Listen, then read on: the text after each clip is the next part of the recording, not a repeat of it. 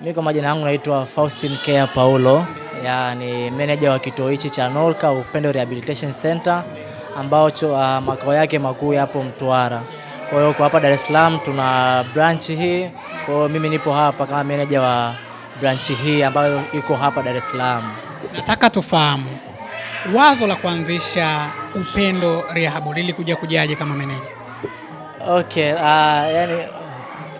wazo kama wazo kuu ilitoka kwa mtoto anaitwa Norin Crispin Magige. Huyu ni mtoto mwenye changamoto na mama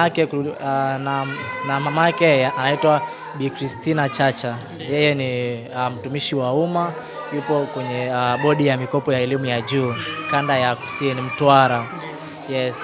Kwa hiyo kulingana na changamoto ya mwanae ndio ikawa sababu kubwa yeye kuanzisha kituo kama hichi ambacho makao makuu yake yalikuwa Mtwara. Makao makuu yake bado hapo Mtwara. Sawa. Kwa hiyo ni sababu kubwa ya kuweza kuanzisha kituo kama hichi ilikuwa ni kwa sababu ya mwanae anaitwa Norin Magige. Baada ya kupelekwa kikazi pale Mtwara, ilikosekana shule ya yeye kwenda kusoma kulingana na changamoto yake aliyokuwa nayo. Aliweza kwenda baadhi ya shule za kawaida hizi, lakini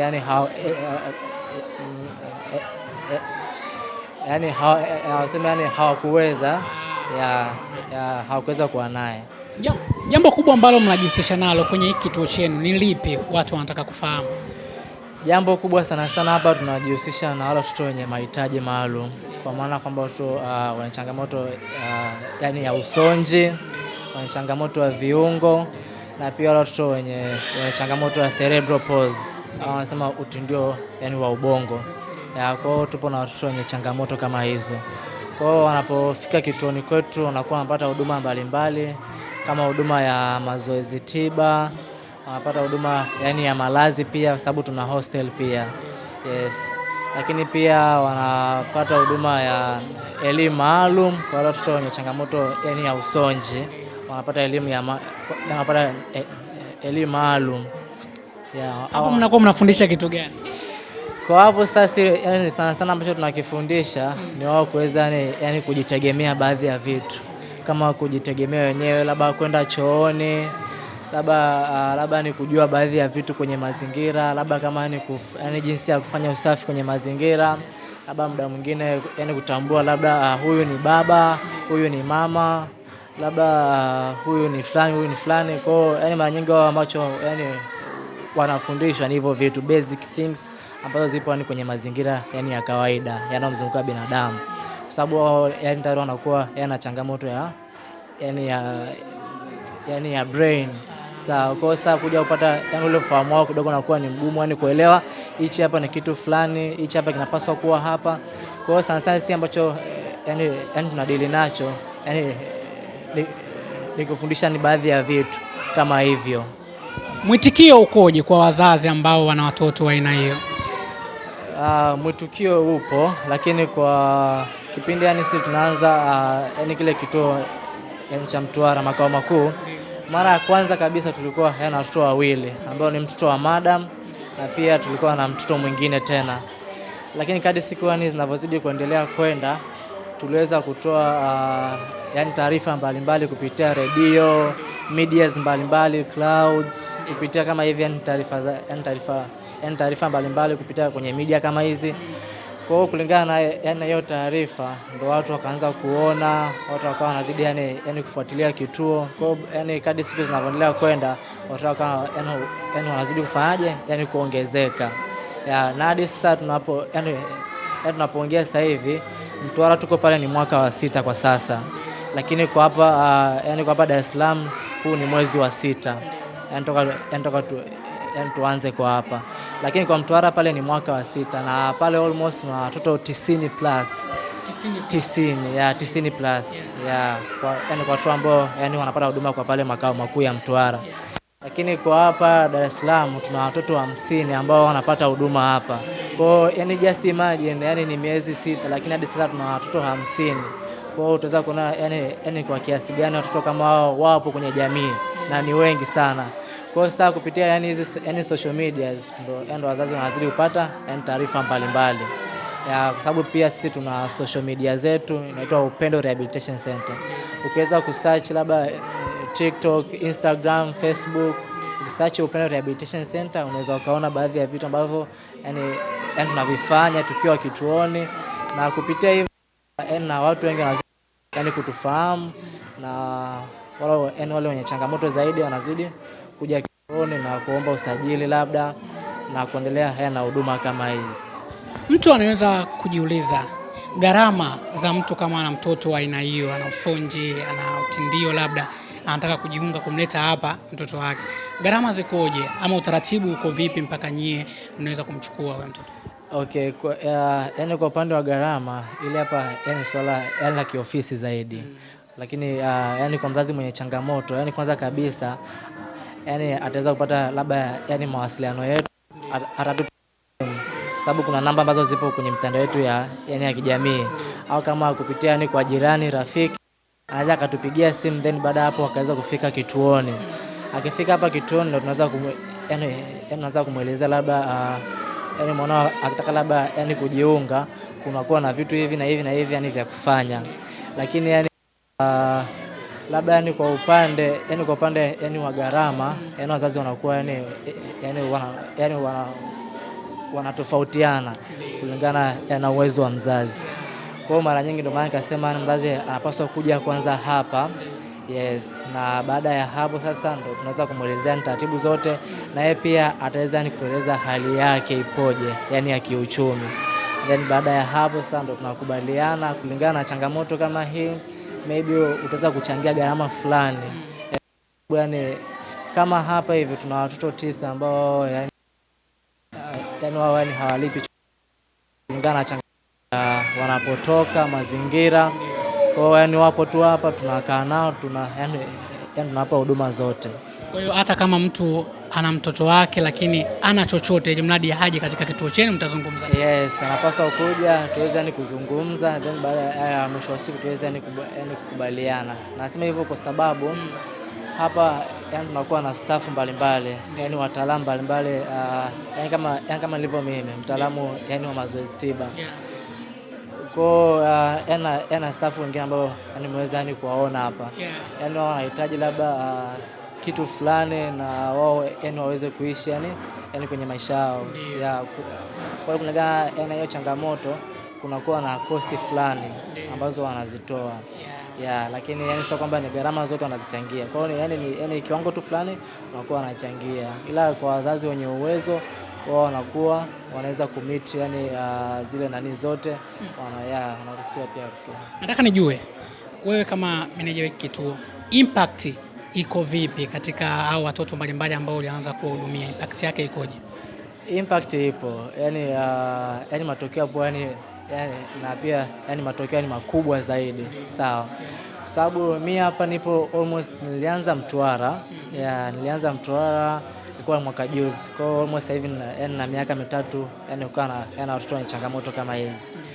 Kwa hiyo sasa unakuta labda mtoto alikuja yani bado labda yani hajaanza labda kukaa, hajaweza kukaa vizuri. Labda kama mtoto hajaanza kutambaa vizuri, na unaweza kukuta labda mtoto ana miaka 2 bado hajaanza kukaa. Sawa. Kwa hiyo sasa unakuta baada labda yani ya kuanza mazoezi watu wanazidi kubadilika. Wanabadilika na wapo wengine ambao tayari yani wameshaanza kutembea, na wengine bado yani wanajaribu kuanza kutembea, na wapo wengine ambao pia yani wale ambao labda yani hawajaanza kukaa tayari yani wanaanza kukaa.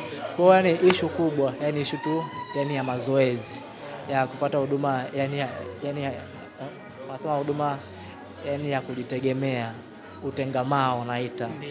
Kwa hiyo akipata huduma kama hiyo kila siku pata yani zile stage zinakuwa yani zinabadilika.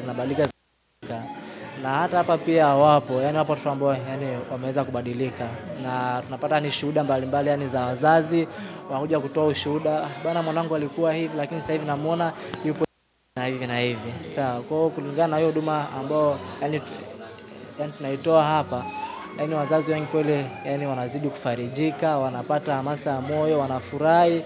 Kwa na hadi kufikia hiyo kiwango yani cha watoto yani 50 yani watoto yani 50 kwa hapa, inaonyesha yani ni namna gani yani mwitikio uliopo na huduma iliyoko hapa, yani vinaendana pamoja. Yeah. Nataka nifahamu kwenye kila kitu ambacho mtu anakifanya huwa changamoto hazikosi. Katika taasisi yenu ambayo nyie mnafanya jambo la kijamii na jambo kubwa sana, changamoto zipi ambazo zinawakatisha tamaa ama zinawatokea pindi ambapo mnapokuwa na hawa watoto? Sawa, nikianza na upande hawa watoto, tuseme watoto pamoja na wazazi sasa. Yeah. Changamoto kubwa sana ni mtazamo wa wazazi. Wazazi muda mwingine wanakuwa na mtazamo hasi. Sababu unaweza kukuta mzazi anasema bana, mimi naomba nimlete mwanangu hapa, lakini mwanangu ataanza kutembea baada ya muda gani? Sasa kuja kutoa ule muda kabisa bana, kufikia miaka hii ataanza kutembea vizuri, na kuwa ni sio kweli, sawa?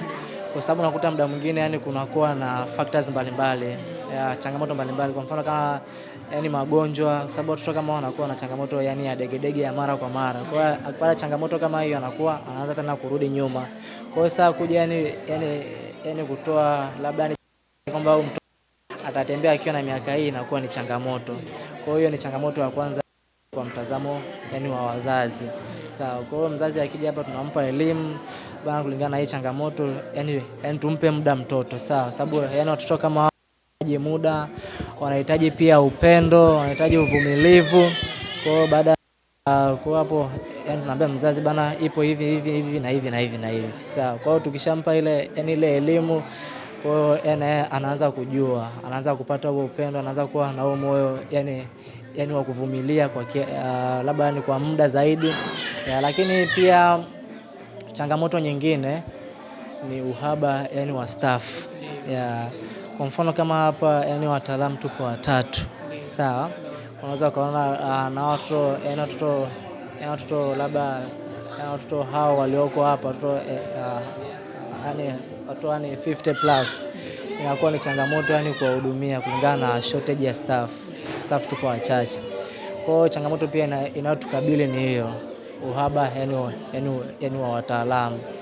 Na pia kwa upande wa administration kuna changamoto nyingi kweli, kwa sababu changamoto ya kwanza sana hapa tulipo bado hatujapata makazi ya kudumu kwa ajili ya watoto.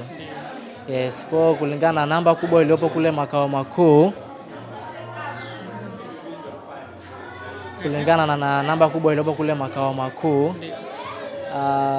mkurugenzi wa kituo Bibi Christina Chacha akaweza sema labda Faustin, tuweze kutafuta kituo fulani au tuweze kutafuta mahali fulani pale Dar es Salaam ili kupunguza baadhi ya namba waje huku. Sawa? Kwa hiyo tukaweza kufanikiwa kupata tu nyumba hili hapa ambao hapo ndo tupo sasa hivi. Tukafanikiwa kupata nyumba hii kupitia mjumbe wa serikali za mitaa anaitwa Filipo Mandelanga. Tukaweza kupata eneo hili ambapo tukaweza kuanzisha huduma hii. Kwa hiyo bado hapa tunalipa kodi, hatujapata bado makazi ya kudumu. Kwa hiyo ni changamoto kubwa, na ukizingatia bado namba ni kubwa ya watoto wenye changamoto kama hii. Kwa hiyo sasa inakuwa ni changamoto kubwa ambayo ndio tunayo sasa hivi, ambacho ni changamoto ambayo bado ipo vichwani vyetu. Hapo kwenye makazi ya kudumu hapo, shida ni pesa ya kulipa kodi au shida upatikanaji wa hivyo vitu? Shida ipo kote. Changamoto shida ipo kwenye pesa ya kupata hayo makazi ya kudumu. Lakini pia bado hatujaweza kupata eneo labda tuweze kupata labda eneo fulani, hili hapa ni eneo zuri kwa ajili ya watoto kama hawa. Kwa hiyo tutaweza kutengeneza labda kitu fulani. Kwa hiyo bado hatujapata eneo, na pia bado hatuna uwezo mzuri wa kupata hicho kiasi ambacho tutaweza kulipata hilo eneo. Nimekuelewa vizuri sana. Yes, lakini changamoto bado zipo, na changamoto nyingine pia inakuwa ni kwenye vyakula kama hivi. Sababu watoto hao ambao wanakaa hapa muda wote wanahitaji kupata chakula, wanahitaji kupata malazi. Sawa, kwa hiyo kunakuwa na changamoto labda ya vyakula, muda mwingine vitu vya kutumia kama pampers, kwa sababu hawa watoto muda mwingine wanakuwa hawajiwezi kwenda chooni, inakuwa ni changamoto. Kwa hiyo wanakuwa yani wanatumia Pampers, gloves. Kwa bado ni changamoto ambazo tunazo hapa, lakini changamoto nyingine yani upande yani wa afya ni za watoto. Wanapata changamoto ya degedege mara kwa mara. Pia kinga zao za mwili bado zipo chini kwa sababu ya dheo wanavyojishughulisha bado yani hawajishughulishi vizuri. Kwa hiyo sasa kulingana na hiyo changamoto wanapata changamoto za afya mara kwa mara, labda kunakuwa na msimu fulani wa homa, yani wanakuwa yani rahisi sana wao kupata homa. Kwa hiyo sasa bado hatujaweza kupata labda bima za watoto. Kwa hiyo bado yani ni issue. Sasa mtoto akija kuumwa hapa kumpeleka hospitali kutumia zile gharama bado inakuwa ni changamoto. Sasa nataka tujue wito wako ni nini sasa kwa Watanzania ambao labda wanaweza wakaguswa ama unaweza kuzungumza nao, kwa sababu kituo ndo hiki kipo na shughuli ambayo inafanyika hapa ni kubwa kabisa katika taifa letu.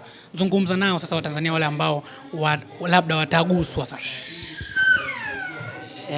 Yani kwa si upande wa kituo, kwa niaba ya mkurugenzi wa kituo na kwa niaba ya staff wote bado naendelea kutoa rai kwa watu wote yani wenye mapenzi mema yani waweze kutusaidia kwenye michango mbalimbali. Sawa, kwa sababu kuna kulingana na hizo changamoto ambazo nimeweza kuzitaja hapo, yupo mtu fulani ambaye ataweza kuguswa, labda mimi niweze labda kulingana na hii changamoto labda niweze kutoa eneo langu hili kwa ajili ya kutoa huduma hii, labda tu wao watachangia kiasi fulani, ni sawa kwenye maisha yani ya kawaida.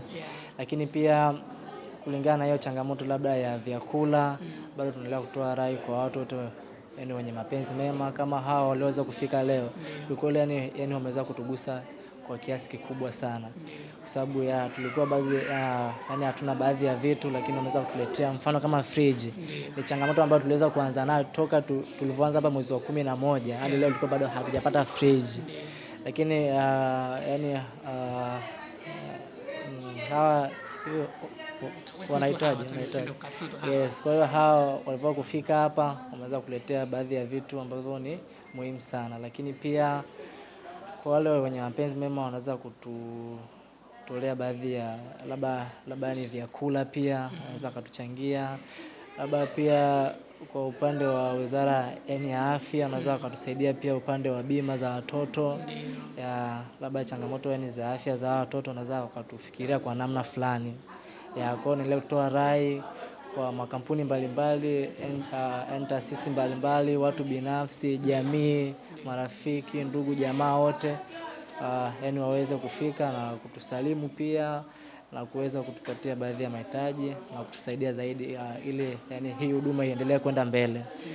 Sababu wapo wazazi ambao wanahitaji faraja, wapo wazazi ambao wanahitaji moyo. Kwa hiyo kwa kupitia vitu hivi vidogo vidogo au vitu hivi vikubwa ambavyo yani vinaweza kufika hapa hivi kituoni, yani si wenyewe tunaendelea kupata moyo yani kuendelea yani kuwasaidia hawa watoto wenye mahitaji maalum, na pia kituo yani kitazidi kupata support na kuendelea zaidi na zaidi.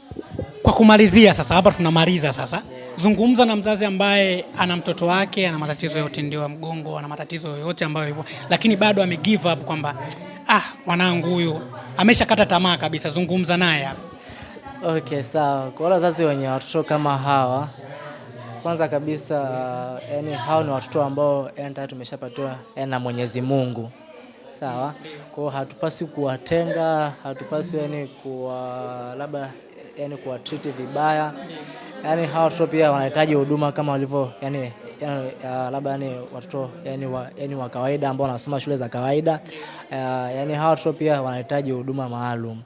Kwa mfano kama kuja kupata mazoezi, sababu wapo ambao mwenye changamoto kama hii, usikate tamaa, usivunjike moyo. Vituo kama hivi vipo kwa ajili ya kuwasaidia na kuwapa huduma maalum. Pia tuwe wavumilivu zaidi na zaidi. Ipo siku na sisi tutaweza kupata matunda bora na kupitia hawa watoto tunapata neema mbalimbali, tunapata baraka mbalimbali. Sawa? Kwa hiyo tusiwatenge kabisa, tuwape upendo mzuri na tuweze kuwakea kama walivyo watoto wengine.